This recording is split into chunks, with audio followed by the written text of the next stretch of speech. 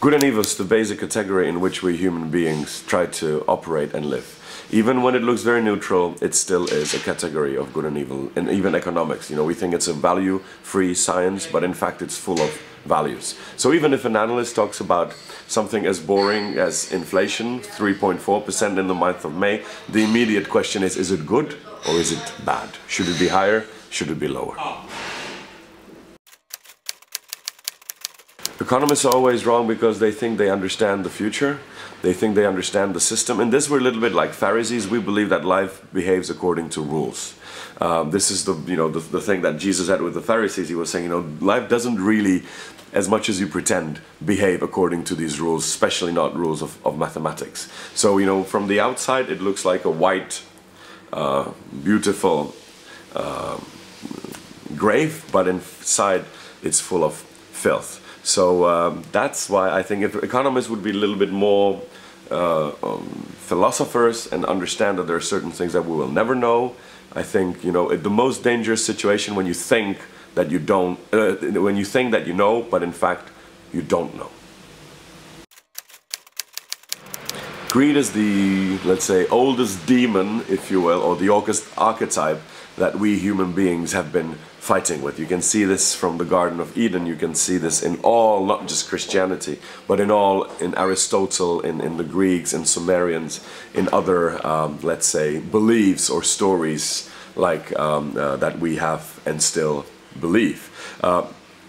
Ironically, of course, today we live under the question, the very famous line, greed is good. In other words, something that is always considered evil is now good. And even the whole sentence sounds a little bit, of course, you want to be careful because it must be in some way an irony. Greed is good. But would you really rather live, would you like your friends to be greedy? I mean, there are, of course, relationships in which greed is absolutely unwanted, and I even think that society, that it is a little bit of a mistake to think that society holds together because of greed. No, society holds together because of common sympathy. This is not me saying this is Adam Smith. Growth, again, is something that we human beings like, and it was even the task, grow and multiply and fill the earth. But the question is, in what dimensions do we want to grow? Today, when you say the word growth, we don't talk of any other growth except for growth of GDP. Now, the imperative is we must grow, otherwise the whole society collapses. And I think it's fine. I'm not against growth when it's natural and when we take it with gratefulness. We don't take growth like that anymore. We take it as our human divine right. In this you can see a philosophical subject-object reversal. I believe that democracy and capitalism, or whatever you can call the system that we have, which needs to go and change, but it still is a fertile ground for growth. What has happened in the past, let's say half a generation, we made a subject-object reversal. We today think that growth is a conditio sine qua non of market capitalism. In other words, if it doesn't grow, it collapses. I am much more of a believer in freedom of markets and democracy, because I believe we can be democratic and we can be free trading even if we don't grow. Whereas my friends or my opponents believe that the system under which we live is weak in a way. It needs to be bribed by 3, 4, 5% of GDP growth every year. So it's not a very strong system. If communism would be every year give everybody, let's say, 5% increase in wealth, would it ever collapse? But that's not how we should look at a system, how it makes us rich. The first and most important question is, are we free?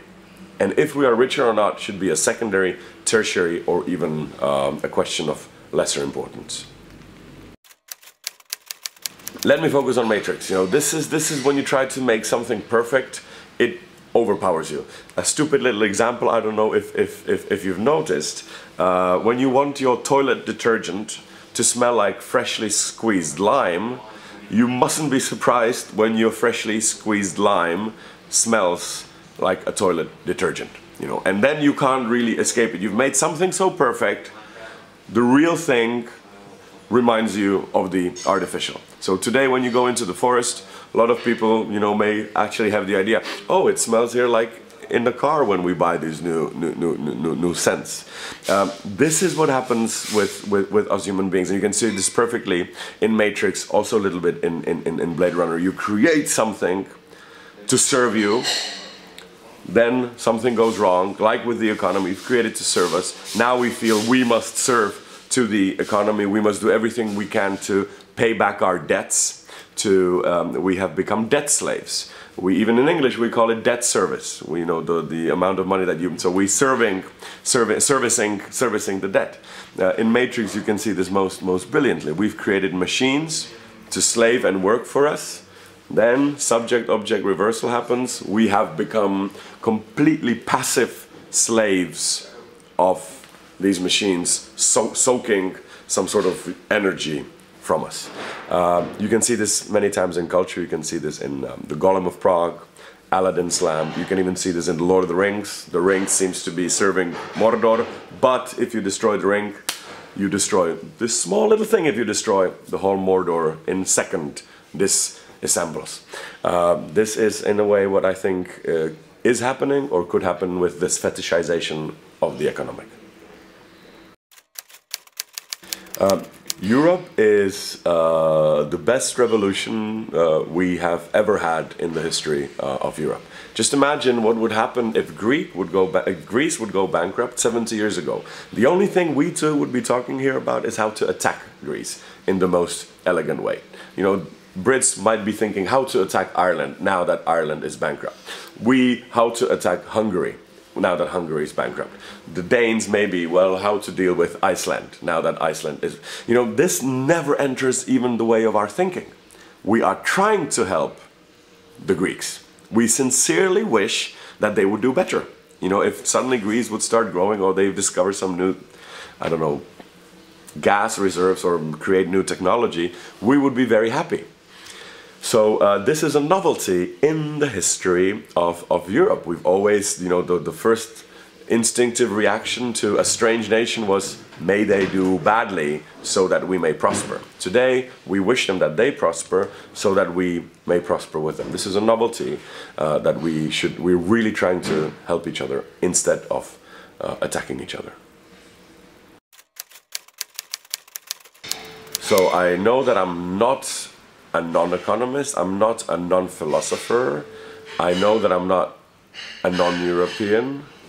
I basically, like everybody else, want to live in a society that in at least some way fits the fancy of imagining. You know, in one way, this is a society that really allows you to be whoever you want to be, which makes it exactly difficult, because when everything is allowed, what then? There is a beautiful poem by Michael March who says, "Life is where it is forbidden to live."